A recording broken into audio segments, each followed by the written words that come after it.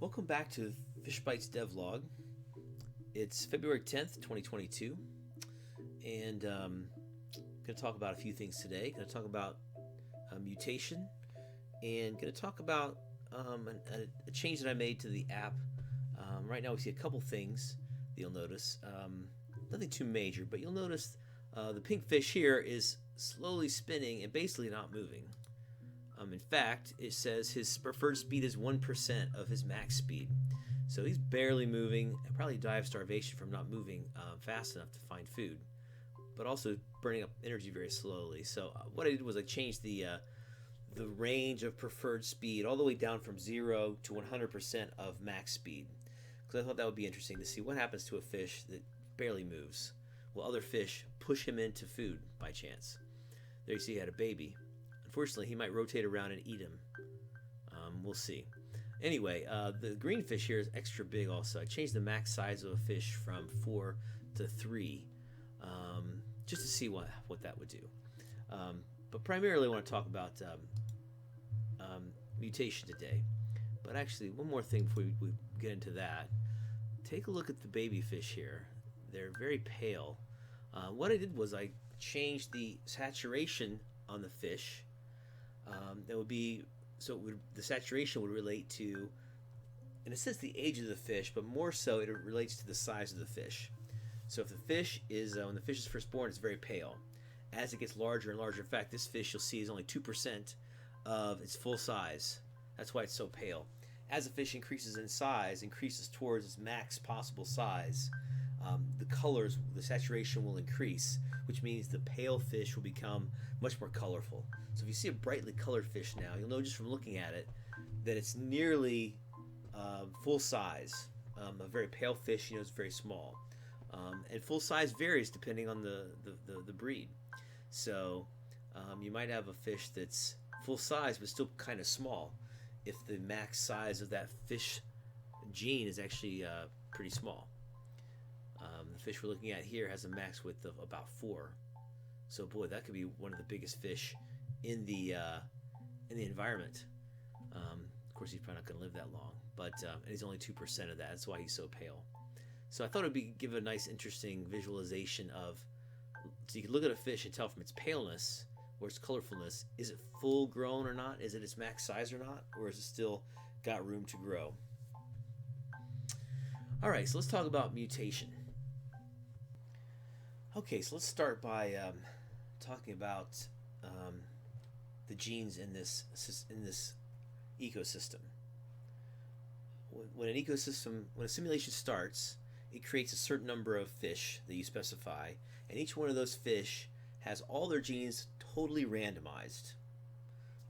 So if you have 25 fish, you'll have essentially potentially 25 different genes for every 25 different values for each of the 4 genes that I'm currently using. But as the fish start to die off, start to reproduce themselves, that genetic pool might decrease in time. At first, all the fish were just dropping eggs, and the eggs was a clone of the parent. So in that case, there was no genetic change at all. So whatever the best surviving fish of that initial random fish population would eventually dominate. So so what do we have in that situation? That's my first point here. With no fertilization nor mutation in the system, the initial population of random fish are all the fish the ecosystem will ever see, and will simply over time select the most fit one or 2 of them to dominate the ecosystem. That's what we saw from those early runs of the simulation. We've since added fertilization, where if a fish swims over an egg that it did not lay, it will fertilize it and give its genes to that egg. And then the egg has 2 sets of genes that it can choose between on a 50-50 chance which one it's going to use for each gene. So then you end up with a child that's a genetic mix of its 2 parents. So with fertilization, new fish varieties can arise from the recombination of the genes that were already there within the initial random fish population. So that's great. But the trouble with that, with only using fertilization, is that you're limited to only the exact gene values that were present in the original random fish population. So that's a bit limiting in terms of like where these fish could evolve to in terms of what's the a better fish size, shape, etc. for survival. That's where mutation comes in. Mutation will add that in to the simulation. Mutation allows for new gene values to emerge in the population, which may be more or less beneficial for survival. Mutations can be terrible for survival, or they might be great for survival. We just don't know. That's how these things work. So we'll see if some amount of mutation helps the fish to evolve and become more fit for survival. So how did I do that? Well, I introduced into the application genetic mutation parameters. First one is called random mutation rate. That's the probability that any gene in any egg will be simply replaced by a completely random value for that within the range for that gene, which is what happens when when the simulation starts. Every gene in every fish is just a random value within the range of acceptable values for that gene, and that's what a random mutation is. Just kind of like be like, okay, whatever gene is there, boom, it's gone. Brand new gene put in randomly. So that's one type of mutation we're going to have. The other kind of mutation we're going to have is I call it drift mutation. So we have this drift mutation rate. So basically, this is the rate of the probability that a drift mutation is going to happen. So what is a drift mutation? A drift mutation is that the value of the gene is going to drift by a set percent above or below its current value. So we're not completely throwing out the existing gene value, but we're saying whatever that value is, it's going to drift a little bit lower or a little bit higher than it currently is. So it's not a total random new value. So it's close to the current gene, but it's a little bit this way or that. So maybe the fish will get a little bit bigger or a little bit smaller, or the preferred speed will increase by a little bit, or increase by a little bit, decrease by a little bit, or maybe the hue, the color might get a little more red or a little more blue, but just by a little bit, by a drift amount. So what is that drift amount? Well, that's set by my third parameter here called the drift percentage. That's the percentage of drift that occurs for every drift mutation. It's a small value. I think right now I've got it set to maybe it's set to 5%. I forget what I've got it set to. It's maybe even 10%. It might be just 5%. And it also will do randomization of plus or minus. Is it going to be plus 5% of the current value or minus 5% of the current value? So by using those global parameters, I'm able to do experiment on what mutation rates make sense. So they're just global variables. They're accessible through the Unity inspector. I can change them and then run simulations to see what works well. I mean, if I have this mutation rate set too high, it's just going to mutate everything too often. I mean, if I set the random mutation rate to 1, in other words, 100% of the time, every gene gets replaced by a random number, then there's no genes getting passed on at all. They're all getting wiped out by random mutations. So it's almost like the simulation's always starting over with each new fish being a total random fish. Not what I want to do. So the random mutation rate and drift mutation rate will be smaller. I'm not sure what exactly they'll be at this point, but we'll experiment around with that and see. If mutation rates are too high, it'll wipe out any chance for the environment to select more fit fish to preserve their genes, because essentially it's creating an ecosystem where every fish born is essentially purely random and has no hope of passing its genes along to its children. So no matter how good it survives, doesn't matter. Its kids are going to be just random and maybe be terrible at surviving. If I set mutation rates that are too low, then the population might stagnate because there won't be enough kind of new genes being entered into it. And I've seen that before we even had fertilization. We'd real quickly get down to just one species would dominate, all the other fish would die, and that was it. And it would never ever change, no matter how long you let it run. With mutation, you always have the chance of a new variation coming into play. So that's the idea of mutation. So I won't go into all the details here, but basically, in the egg script, which is where I'm going to take care of all this business, whenever the egg is ready to hatch, it does the spawn fish method. And within that method, I call a script called apply mutation. I'm going to call that right before it actually creates the new fish. In other words, the first thing it does, it's going to do this method called create a fish from the genes. I'm going to pass the fish genes onto it. But before I do that, I'm going to maybe modify these fish genes in the apply mutation script. And that's what you see right here.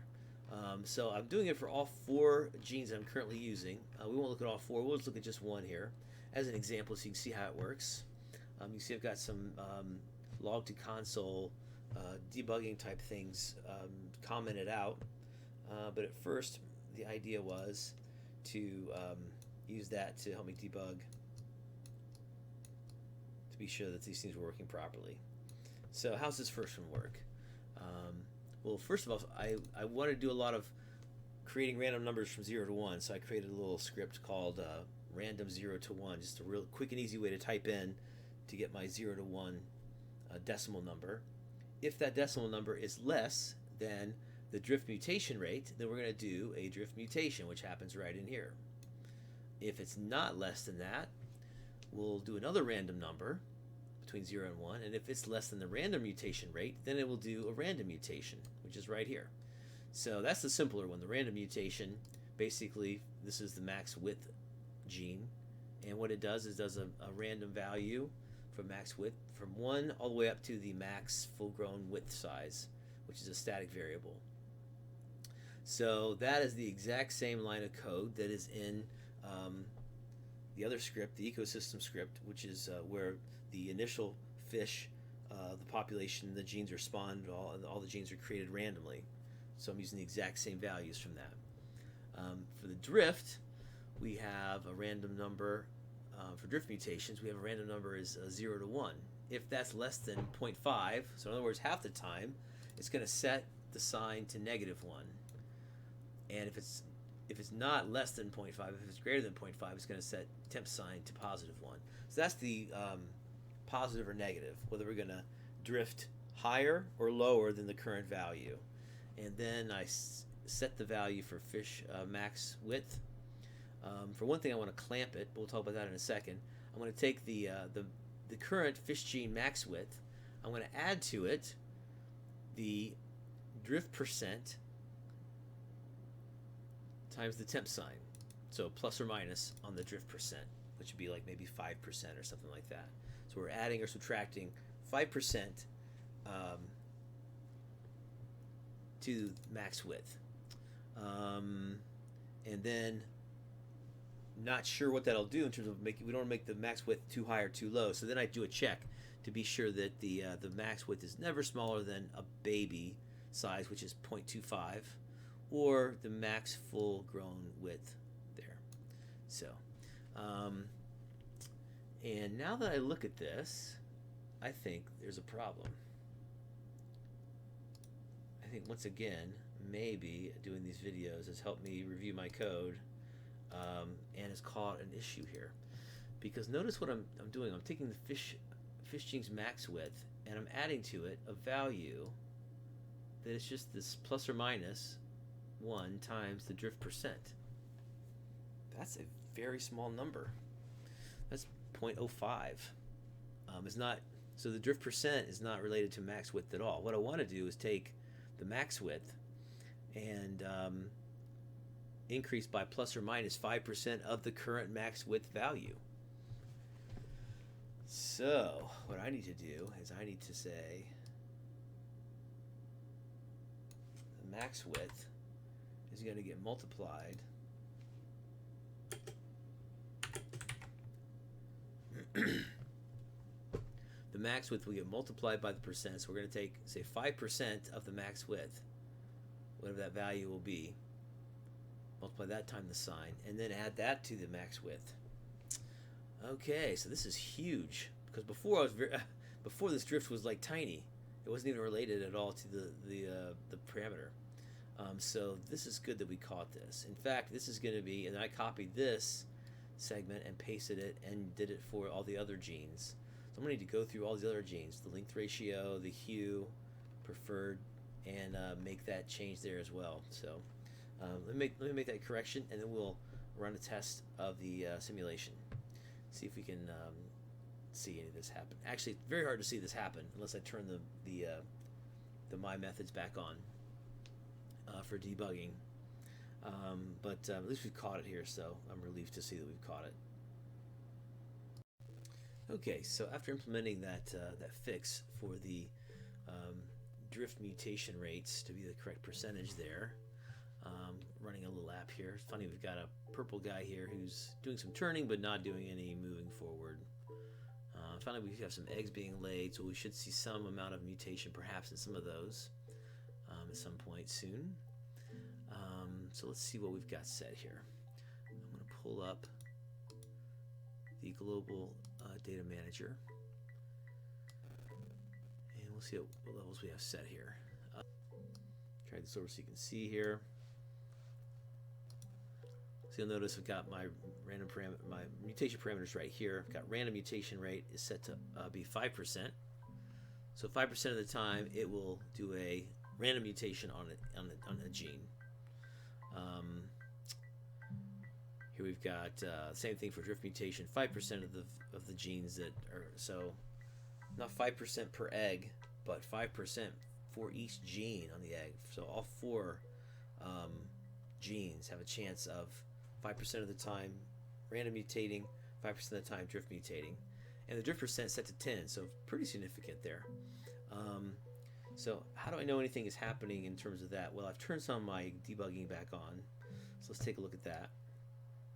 If you look at what we have here, a drift mutation, I just turned on drift mutation for max width gene, and notice what happened there. We've got a drift mutation happened that the max width of the fish was 1.7, and now the max width for the egg from that is, from the fish being born, is 1.5.